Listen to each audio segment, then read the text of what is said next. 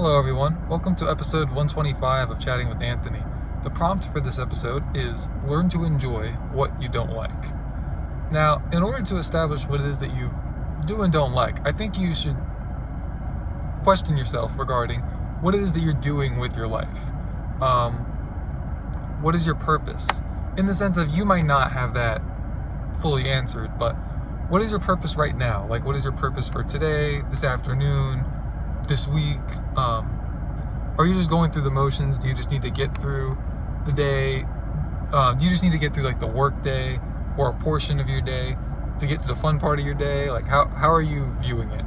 How are you compartmentalizing life? Because we all compartmentalize life. I think that's a very healthy thing to do, but it's a matter of how healthy it is dependent on how you do it.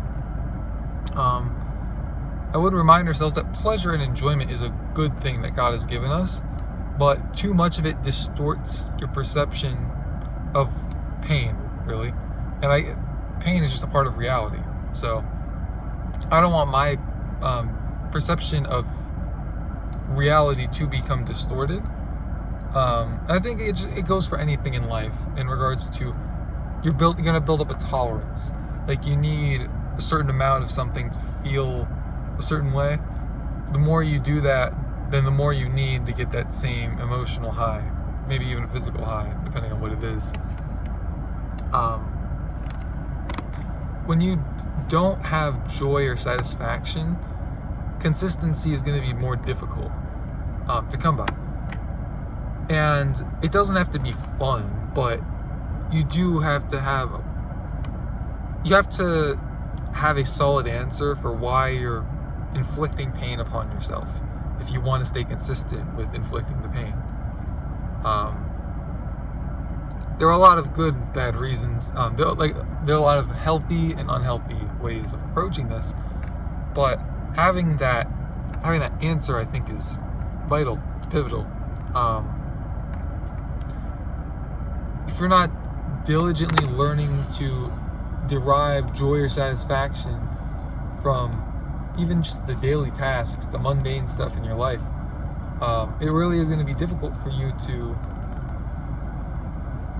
forgive me for saying it like this, but just function properly. Like you need to have the answers to these questions, because life's going to get hard and you're going to question why.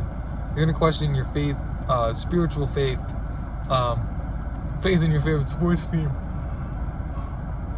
So sorry about that.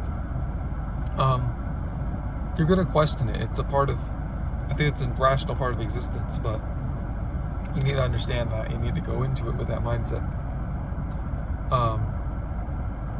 I believe that an effective method of consistently deriving joy and satisfaction from mundane stuff especially is to gamify the task without compromising the actual goal. So for example, maybe you think that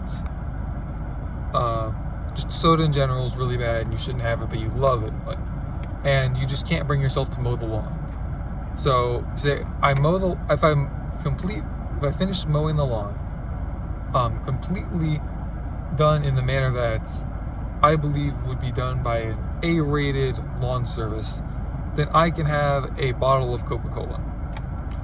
You could say, I really want to get into doing like grueling cardio sessions, but I just can't bring myself to inflict that kind of pain upon myself. But you love YouTube, but you feel like you have a hard time controlling yourself with it. Well, if I complete the grueling cardio session, I can prove to myself that I can inflict pain upon myself, and I'll have more confidence.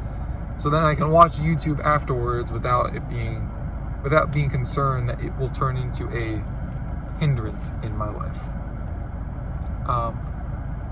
Now, in that same breath, if you can do it without the dopamine, that's even better. But I've learned that when it comes to starting good habits, it's best to just find a way to kickstart it, even if it means pairing it with something that you would deem unhealthy. You can use that method when it comes to diet. Like if you can't bring yourself to eat fruit, drizzle it in syrup. Hopefully, for the sake of not having like too much sugar in like one sitting. Maybe hopefully you go like a sugar-free syrup kind of route. But you can approach it however you want. Can't bring yourself to eat vegetables? Well, have, for each serving of vegetables you have one chicken finger with it. But humble yourself and start with whatever the minimum is needed to get a jump start on the habit.